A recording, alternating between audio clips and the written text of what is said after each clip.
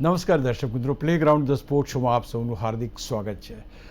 તાજેતરમાં જે રીતે કોમનવેલ્થ ગેમ્સમાં ભારતનું પ્રદર્શન થયું અને જે રીતે 2022નો ચોથો ક્રમ હતો એ 2026માં પણ ચોથો ક્રમ જાળવવામાં ભારતીય ટીમ સફળ થઈ, એનો આનંદ તો દરેકને હોય છે. હવે જ્યારે 2030ની કોમનવેલ્થ ગેમ્સ અમદાવાદમાં આવવાની છે ત્યારે એનું પણ એક માહોલ ઊભો થઈ રહ્યો છે. ઇન્ટરનેશનલ ટુર્નામેન્ટ્સ ઘણી બધી અહીંયા અમદાવાદમાં આવી રહી છે, ચાલી રહી છે. એવી જ એક બીજી ટુર્નામેન્ટ આવી રહી છે, under 18 Asia cup, that is basketball tournament. અને એ બાસ્કેટબોલ ટુર્નામેન્ટ પણ એ જબરદસ્ત અંદાજથી અહીંયા આગળ રમાશે. 16 દેશો ભાગ લઈ રહ્યા છે, એટલે બહારના દેશો પણ અહીંયા આવશે અને ફરી એકવાર એક ઇન્ટરનેશનલ ઇવેન્ટ માટેનું જે વાતાવરણ છે એ વાતાવરણ આપણને જોવા મળશે. આજે આ વિષય ઉપર ચર્ચા કરવી છે. ચર્ચા કરવા માટે મારી સાથે જોડાય છે શક્તિસિંહજી. શક્તિસિંહજી, આપનું હાર્દિક સ્વાગત છે. શક્તિસિંહભાઈ પ્રેસિડેન્ટ છે ગુજરાતના, અને ખાસ કરીને ઘણી બધી જવાબદારીઓ અત્યારે એમના માથે જ હોય, સ્વાભાવિક જ છે, એટલે એ પ્રમાણેની જવાબદારીઓ પણ નિભાવે છે. એમની સાથે આપણે ચર્ચા શરૂ કરીએ પહેલાં જોઈએ એક અહેવાલ. ભારતે ગ્લાસગો કોમનવેલ્થ ગેમ્સમાં શાનદાર પ્રદર્શન કરીને 2022નું મેડલ ટેલી પર ચોથું સ્થાન જાળવી રાખ્યું, તે ગૌરવની વાત છે. ત્યારબાદ 2030ની યજમાની માટેની મશાલ અને ધ્વજ પણ ભારતને સોંપી દેવાયા છે. એટલે ગુજરાતમાં પણ રમતગમત ક્ષેત્રે એક મોટી ક્રાંતિ આવી ગઈ છે. ખેલાડીઓ માટે તૈયારીના બ્યુગલ પણ વાગી ચૂક્યા છે. પરંતુ ખાસ કરીને અમદાવાદનું ઇન્ફ્રાસ્ટ્રક્ચર દુનિયાના અન્ય દેશોના ખેલાડીઓને કેવું અનુકૂળ આવે છે તેના શાનદાર પરિણામો તાજેતરમાં આયોજિત ટુર્નામેન્ટમાંથી ખબર પડે છે. અમદાવાદના વીર સાવરકર સ્પોર્ટ્સ કોમ્પ્લેક્સ ખાતે વધુ એક ઇન્ટરનેશનલ ઇવેન્ટ આવી રહી છે. આગામી 13મી ઓગસ્ટથી ફીબા અંડર 18 એશિયા બાસ્કેટબોલ કપની શરૂઆત થઈ રહી છે. ભારતની અંડર 18 ટીમ જોરદાર છે. અગાઉ આ ટીમે શાનદાર પ્રદર્શન કર્યું છે. 16 દેશોની ટીમો ભાગ લઈ રહી છે અને આ ટુર્નામેન્ટની ફાઇનલ 23 ઓગસ્ટના રોજ રમાશે. એશિયન ચેમ્પિયન બનનાર ટીમને અંડર 19 ફિફા વર્લ્ડ કપમાં સીધો પ્રવેશ મળશે. 4 ગ્રુપમાં 16 ટીમોને વહેંચવામાં આવી છે. ભારતની સાથે ગ્રુપ ડીમાં કોરિયા, જાપાન અને કઝાકિસ્તાન જેવી ટીમો છે. આપણે શક્તિસિંહજી સાથે વાતચીત શરૂ કરીએ પહેલાં ગઈકાલે એક પત્રકાર પરિષદ યોજાઈ હતી, અને એમાં જે સેક્રેટરી જનરલ છે ગિલ સાહેબ, એમણે પણ ઘણી બધી સારી વાતો કરી. આવો પહેલાં એમને સાંભળીએ અને ત્યાર પછી આપણે શક્તિસિંહજી સાથે વાતચीत शुरू करिए.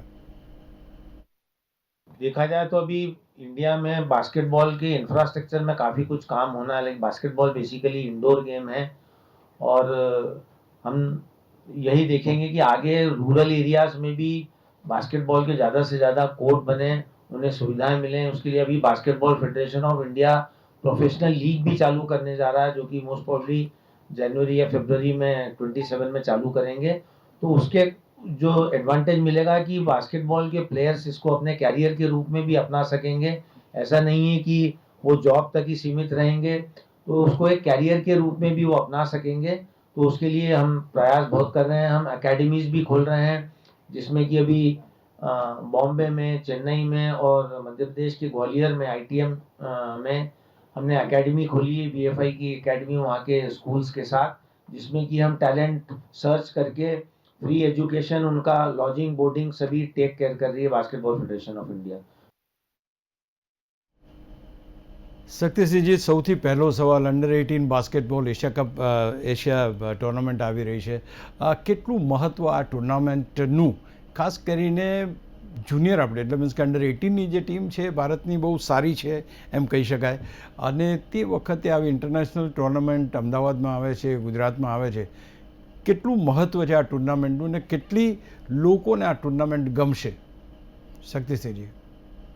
ખૂબ સરસ વાત કરી આપે કે ફીબા એશિયાએ જ્યારે U18 એશિયા કપ જ્યારે એણે આપવાનું નક્કી કર્યું ભારતને, ત્યારે ભારતમાં પહેલા પણ 22 વર્ષ પહેલા બેંગ્લોરમાં આ ઇવેન્ટ થયેલી, 22 વર્ષ પછી આ ઇવેન્ટ ભારતમાં આવી રહી છે. અને એમાં પણ જ્યારે બાસ્કેટબોલ ફેડરેશન ઓફ ઇન્ડિયાને કહેવામાં આવ્યું કે ભાઈ આ ક્યાં રમાડશો તમે, દિલ્હી, બેંગ્લોર અથવા તો ચેન્નાઈ, તો એમાં અમદાવાદની પસંદગી એમણે કરી. અને અમદાવાદ માટે અમને જ્યારે એને કહેવામાં આવ્યું કે ભાઈ આ જવાબદારી તમે લેશો, ત્યારે અમે જવાબદારી આ લીધી. અને અમદાવાદમાં વીર સાવરકર ગ્રાઉન્ડ જે અત્યારે બન્યું છે એની અમે વિગત એમને આપી કે આ ગ્રાઉન્ડ આજના ટાઈમમાં આખા ઇન્ડિયામાં આવું એક પણ કોમ્પ્લેક્સ નથી જેવું અમદાવાદમાં નવું બન્યું છે. એવું તો આપણે આ ઇવેન્ટ અહીંયા જ રાખવી જોઈએ. અને એને હિસાબે હું માનું છું ત્યાં સુધી ગુજરાતને તો ખૂબ ફાયદો મળશે. અમદાવાદને આવી ઇવેન્ટ જોવા મળશે એ પણ એક બહુ મોટી વાત ને સારી વાત છે. અને અમદાવાદના ખેલાડીઓ, ગુજરાતના જુદી જુદી ડિસ્ટ્રિક્ટોમાંથી આવતા જોવા માટે આવતા ખેલાડીઓ એને પણ આ જોઈને ખૂબ જ એનો એક્સપિરિયન્સ એવો સારો મળશે કે જેથી કરીને એ આગળ ડેવલપ કરી શકશે. બીજું કે અમદાવાદમાં જે સાઈ કોમ્પ્લેક્સ છે અને સ્પોર્ટ્સ ઓથોરિટી ઓફ ગુજરાતે મળીને જે અત્યારે વીર સાવરકર ગ્રાઉન્ડ યુઝ કરી રહ્યા છે સ્પોર્ટ્સ પાછળ, એવી સરસ મજાની ઇવેન્ટ આ થશે જેથી કરીને ઇન્ડિયાની ટીમ અત્યારે અહીંયા જે પ્રેક્ટિસ કરી રહી છે અને સારા કોચિસ એમને કોચિંગ આપી રહ્યા છે. ટીમ તો આપણી ગયા વખતે 2 વર્ષ પહેલા જ્યારે એશિયા કપ રમાયેલો ત્યારે પણ આપણે ટોપ 8માં હતા. ટોપ 8માં એશિયામાં જવું એ બહુ મોટી વાત છે. કારણ કે એટલી બધી સારી ટીમો જ્યારે એમાં 16 ટીમો ભાગ લઈ રહી હોય અને ત્યારે એનાથી અડધામાં આવવું એ પણ એક બહુ મોટી વાત છે. અને આ વખતે પણ મને એવું લાગે છે કે જે રીતે મેં ટીમને પ્રેક્ટિસ કરતા જોઈ છે અને જે રીતે કોચ એની પાછળ મહેનત કરાવતા જોયા છે, એના ઉપરથી એવું કહી શકું કે આ વખતે પણ આપણે ટોપ 8માં તો રહીશું જ, પણ વધારે સારી મહેનતથી અને વધારે સારું કોમ્બિનેશનથી જો ટીમ સારું રમી શકશે તો એનાથી પણ આપણે આગળ જવાની કોશિશમાં રહેશે જ આપણી ટીમ અને પરફોર્મન્સ કરશે એવું મને લાગી રહ્યું છે. અને એ થતાં જ્યારે કોમનવેલ્થ ઇન્ડિયામાં રમાશે અને એ પણ અમદાવાદમાં જ રમાશે ત્યારે આ જ ખેલાડીઓ જે અંડર 18 છે એ અંડર 20 આસપાસ પહોંચ્યા હોય. એટલે જે ટીમ અત્યારે ઇન્ડિયાની સિનિયર ટીમ છે એમાંથી ઘણા ખેલાડીઓ બહાર જશે અને આ નવા ખેલાડીઓનો આમાંથી પણ ઉમેરો થશે. એવા ખેલાડીઓ આ સારા ખેલાડીઓ છે. અને આવતા ટાઈમમાં આપણે અહીંયાથી એમને રમતા જોશું, પણ આવતા કોમનવેલ્થ ગેમમાં પણ આપણે કદાચ એને અહીંયા રમતા જોઈ શકીશું એવી મને આશા છે. હવે હા જી, મને એક એવો સવાલ થાય છે કે ભારત ને વિમેન્સ ટીમ, એમાં પણ મેન્સ ટીમ કરતાં વિમેન્સ ટીમનું જે રેન્કિંગ છે એ સારું છે. અંડર 18ની જે ભારતની ટીમ છે એ પણ હું મારા ખ્યાલથી they are also doing very good. તો તમે આ ત્રણેય, ધારો કે મેન્સ ટીમ આપણી બાસ્કેટબોલની ઇન્ડિયાની જુઓ તમે, અને અંડર 18ની ટીમ જુઓ, તમને એમ લાગે છે કે અંડર 18માં પોટેન્શિયલ વધારે જોવા મળે છે? અંડર 18માં પોટેન્શિયલ તો વધારે જોવા મળે જ છે, પણ આપણી સિનિયર ટીમ પણ એક ટાઈમમાં, હું હમણાં જ 2015માં અને 2017માં બંનેમાં હું સાયન્સા ચાઇના પણ ટીમની સિનિયર ટીમની સાથે હતો અને ઈરાનમાં પણ હું સિનિયર ટીમની સાથે હતો. ત્યારે પણ આપણે ટોપ 7 સુધી પહોંચ્યા છીએ. આપણે 8માં આપણે 7th પોઝિશન ઉપર પહોંચ્યા છીએ. અને ગમે ત્યારે આપણી સિનિયર ટીમ બહુ સારું પરફોર્મન્સ પણ કરી લે છે, પણ કન્સિસ્ટન્સી કયા કારણે નથી રહી એ હું વધારે નહીં કહી શકું.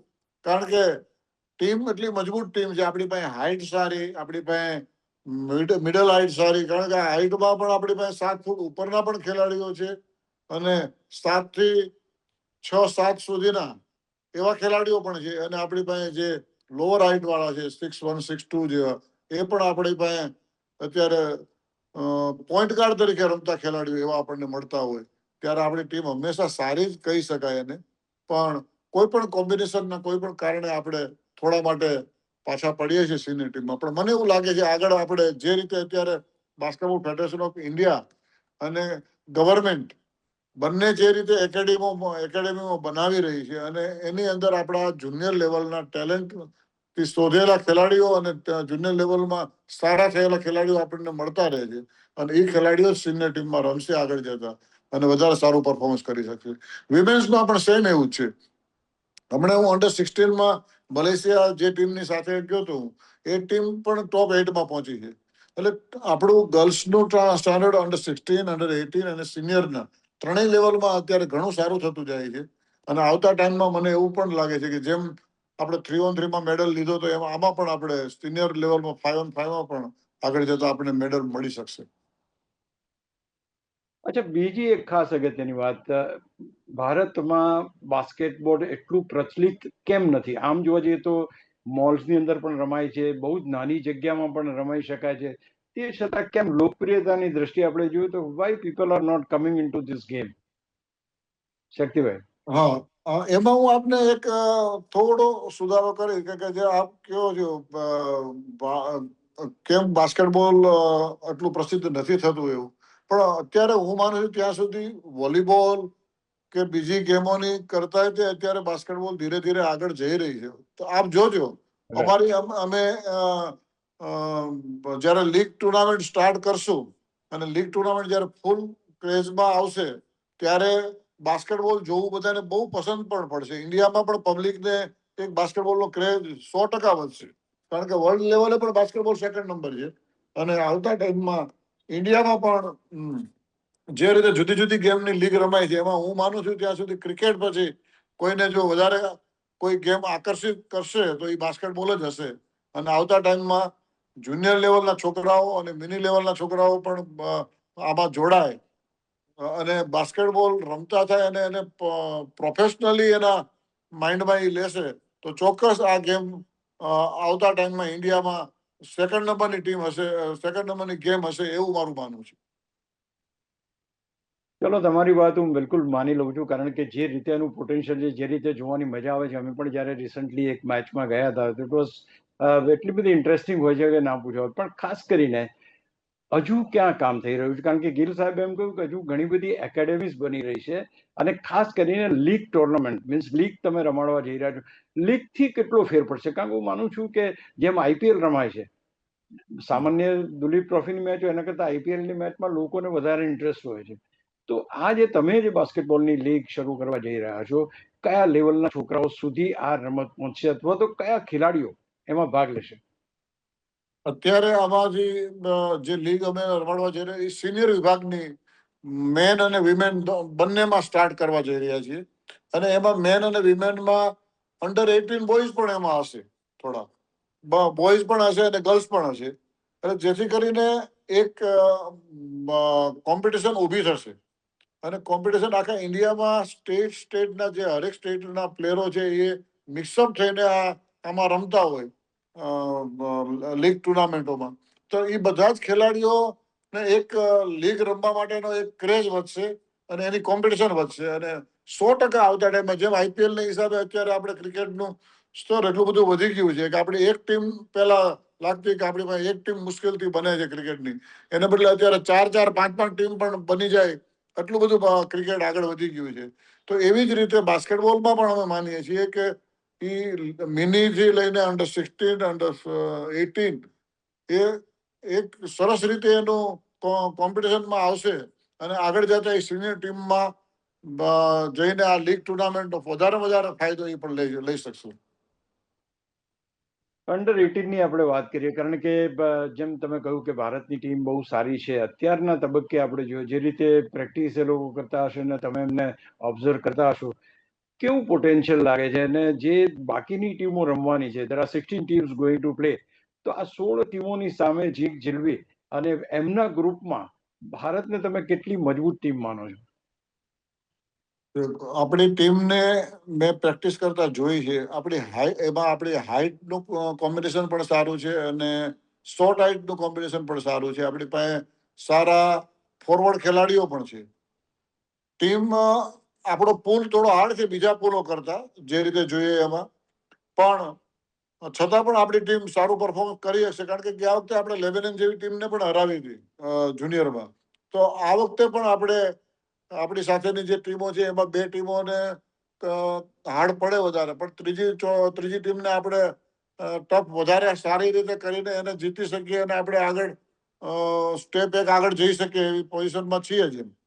પણ જે ઓસ્ટ્રેલિયા ટીમ છે કે ન્યુઝીલેન્ડ ટીમ છે કે ચાઇનીઝ અને જાપાની ટીમ છે, એ ટીમોએ ઘણું ડેવલપ કર્યું છે અને એને કારણે એનું જે ઇન્ફ્રાસ્ટ્રક્ચર અને એના કારણે એ આગળ વધી શક્યા. એમ આપણે પણ હવે ઇન્ફ્રાસ્ટ્રક્ચર જે ઓછું હતું એ ધીરે ધીરે હરેક સ્ટેટોમાં થઈ રહ્યું છે. ગવર્મેન્ટ ખૂબ એમાં પ્રયત્નશીલ લાગી રહી છે અને ગવર્મેન્ટ જે રીતે સાઈમાં સ્પોર્ટ્સ ઓથોરિટી ઓફ ઇન્ડિયાના બજેટમાં એટલો વધારો કર્યો છે અને આપણે ગુજરાતમાં પણ સ્પોર્ટ્સ ઓથોરિટી ગુજરાતમાં પણ એટલો વધારો થયો છે અને બીજા સ્ટેટો પણ ગુજરાતની સામે અને ભારતને અત્યારે જે રીતે સાઈ કામ કરી રહી છે એની સામે જોઈ રહી છે અને એનો લાભ પણ લઈ રહી છે, ત્યારે આ ગેમને આગળ આવવામાં બહુ વાંધો આવશે નહીં અને થોડા ટાઈમમાં જ આ એક સારું પરફોર્મન્સ આપણે કરી શકીશું. અને જે રીતની એકેડેમી ગવર્મેન્ટ બનાવી રહી છે અને જે બાસ્કેટબોલ ફેડરેશન ઓફ ઇન્ડિયા જે રીતની મહેનત અત્યારે એકેડેમી માટે કરી રહી છે, એમાં અંડર-14, અંડર-16 અને અંડર-18 લેવલના જ ખેલાડીઓ એ બધી એકેડેમીમાં હોય છે. એટલે વધારે લાભ આ એજ ગ્રુપ લઈ રહ્યું છે. એટલે એના લાભથી આપણે ચોક્કસ આગળના ટાઈમમાં સારી ટીમ ઊભી થશે. ગુજરાતનો માણસ છું એટલે ગુજરાતની વાત પણ મને કરવાનું મન થાય, સ્વાભાવિક છે. આ ભારતની ટીમમાં ગુજરાતના કેટલા ખેલાડીઓ કયા લેવલે ભાગ લઈ રહ્યા છે? અત્યારે હાલમાં પણ આપણે વર્ષોથી આપણા ખેલાડીઓ રમતા જ આવ્યા છે.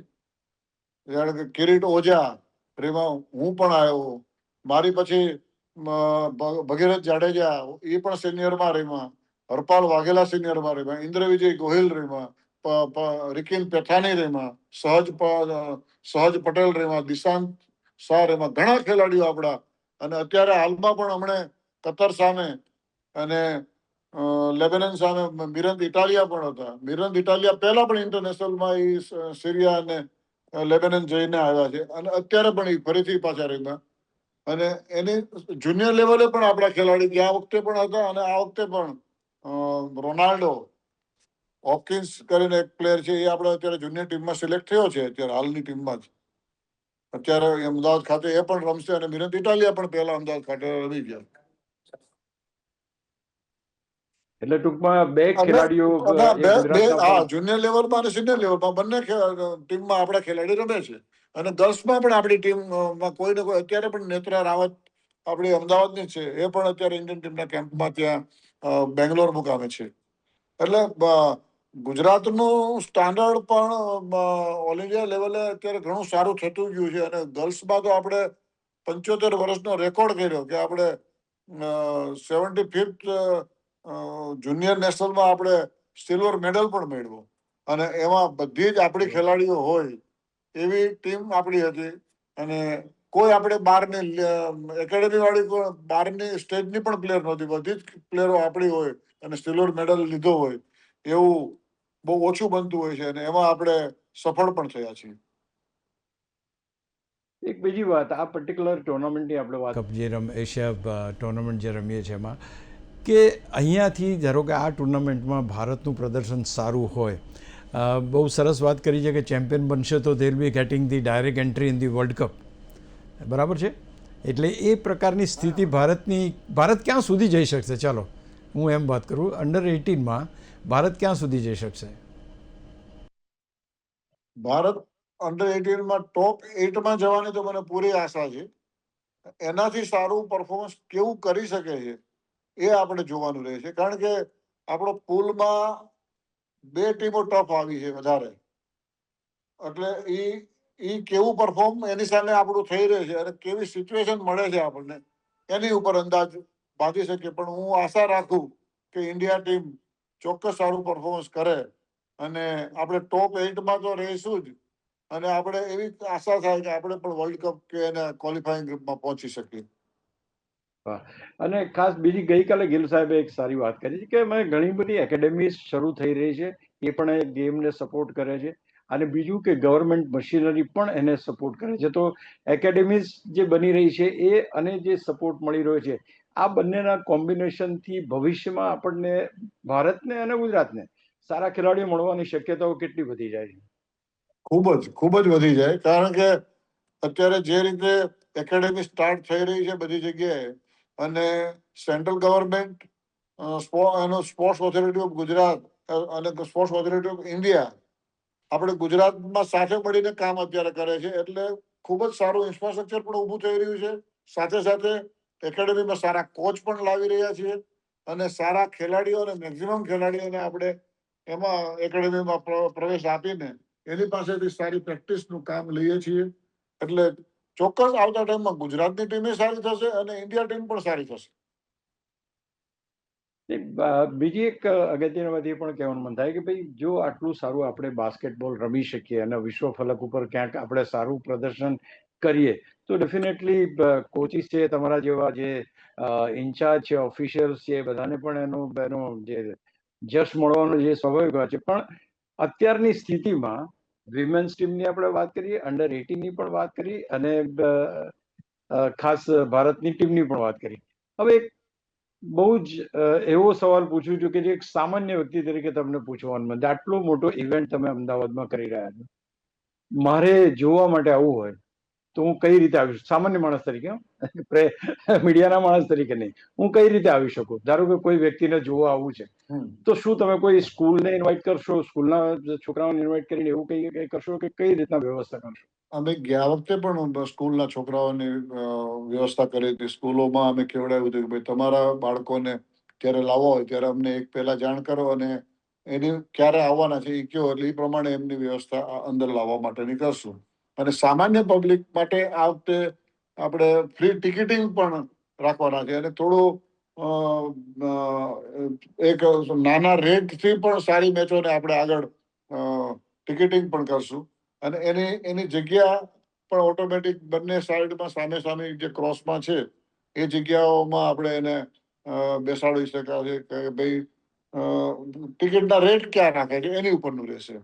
અને બાસ્કેટબોલને અમે એ રીતે લઈ જવા માંગીએ છીએ કે ભાઈ પબ્લિક એમને ખૂબ ખૂબ જોવા આવી હતી, તો એમનો ઇન્ટરેસ્ટ કઈ ટાઈપનો છે અને ઇન્ટરેસ્ટ એનો સારો રહેશે જ એવું માનું છું. અને સારી મેચ રમવા એક વખત એમને જોવાની ટેવ પડશે એટલે ઓટોમેટિક એ ટિકિટ સાથે પણ જેમ પિક્ચર જોવા 100 રૂપિયાનો ખર્ચ કરતા નથી ડરતા, એમ આમાં પણ 50 રૂપિયાની કે 100 રૂપિયાની ટિકિટ લેતા એમને લઈને મેચ જોવાની પણ એ મજા લઈ શકશે. અચ્છા, બીજું કે હમણાં જ એક તો ઇન્ટરનેશનલ મેચો થઈ ગઈ થોડાક દિવસ પહેલા જ, આ ફરી એક ઇન્ટરનેશનલ ઇવેન્ટ આવે છે. What are the future events? કયા ઇવેન્ટ છે કે જે નજીકના ભવિષ્યમાં, એટલે કે કોમનવેલ્થ ગેમ્સ પહેલા બાસ્કેટબોલના આપણને જોવા મળશે અમદાવાદમાં? કોમનવેલ્થ ગેમ પહેલા તો પુષ્કળ મેચીસ આવશે આપણી, કારણ કે આપણે અંડર 16 એશિયા કપ આવશે, અંડર 18 એશિયા કપ ફરીથી આવશે, બે વખત બધાના બબ્બે વખત રાઉન્ડ આવશે. અને વર્લ્ડ ક્વોલિફાઈડ મેચ તો કન્ટિન્યુ ચાલુ આપણે રમાતી જ હોય છે. અને ઓલિમ્પિક ક્વોલિફાઈડ રાઉન્ડો પણ રમાતા થઈ જશે. એટલે 4 વર્ષ હજી તો બાકી છે. 26 થી લઈને 30 સુધીમાં તો ખેલાડીઓને ખૂબ પ્રેક્ટિસનો લાભ મળશે અને ખૂબ મોટી મોટી ઇવેન્ટોનો પણ લાભ મળશે. એમાંથી કોઈ ટુર્નામેન્ટ આપણને અમદાવાદમાં પણ મળી શકશે. ઇન્ડિયામાં જે આવશે એમાં જે ખેંચીને આપણે અમદાવાદમાં વધારે ગેમને લાવી શકીશું. ચલો, ખૂબ ખૂબ શુભકામનાઓ, કારણ કે બહુ સફળ અને અમદાવાદનું નામ રોશન, અને ખાસ કરીને તમે જે પરસેવો પાડો છો એ તમને એમ લાગે કે ના ભાઈ આપણે પરસેવો પાડ્યો બરાબર છે. શુભેચ્છાઓ સાથે આ કાર્યક્રમ અહીંયા પૂરું કરું. થેન્ક યુ સો મચ શક્તિસિંહભાઈ. Thank you very much. આપનો પણ ખૂબ ખૂબ આભાર સપોર્ટિંગ સાથે. જય રે. આપનો જે સપોર્ટથી જ હંમેશા ગેમનું સ્ટાન્ડર્ડ ઉપર જતું હોય છે. એમાં આપનો પણ મોટો ફાળો છે. Thank you very much. Thank you. તો દોસ્તો, આથી બાસ્કેટબોલની વાત. આમ તો ક્રિકેટની વાત કરીએ છીએ આપણે, ટેબલ ટેનિસની, આજે બાસ્કેટબોલની વાત કરી કે જે રમત જોવાની બહુ મજા આવે છે. તમે ત્યાં બેઠા હો અને કોઈ બહુ જ લાંબો ખેલાડી હોય અને પછી ગોલ ના કરી શકે તો કેવું થાય? એ જે અપ્સ એન્ડ ડાઉન્સ જે જોવાના છે એ બી બહુ જબરજસ્ત હોય છે. તમે પણ જોવા જઈ શકો છો. જેમ હમણાં શક્તિસિંહભાઈ વાત કરી એ પ્રમાણે આ કાર્યક્રમમાં બસ આટલું જ. પણ બાસ્કેટબોલ એક રમત તરીકે બહુ મજાની રમત છે, જોવા ચોક્કસ છે.